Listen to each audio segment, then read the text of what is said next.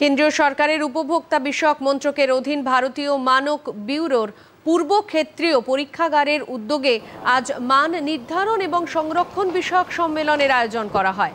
মান নির্ণয় সংক্রান্ত যে সরকারি নির্দেশাবলী রয়েছে সেইগুলি মেনে চলা হচ্ছে কিনা তা দেখতে সরকারি ও বেসরকারি গবেষণাগারগুলির পাশাপাশি বেশ কয়েকটি শিক্ষা প্রতিষ্ঠানের পরীক্ষাগারকেও কাজে লাগানো হবে বলে পূর্ব ক্ষেত্রীয় পরীক্ষাগারের প্রধান নির্দেশক শুভদীপ বাসু জানিয়েছেন। It is my distinct pleasure to welcome. Basically, we visit Puri traffic. Both of us depending on. We are also. আজকে আমাদের এই প্রোগ্রামটা একটি প্রথম পদক্ষেপ towards uniting the laboratories in eastern region.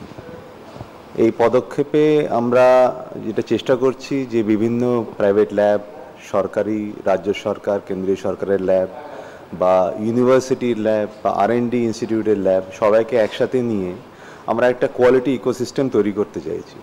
কারণ ভারত সরকার বিভিন্ন কোয়ালিটি কন্ট্রোল অর্ডার ইস্যু করেছে এবং তার জন্যে বিভিন্ন প্রোডাক্ট এখন ISI ম্যান্ডেটরি হয়ে যাচ্ছে।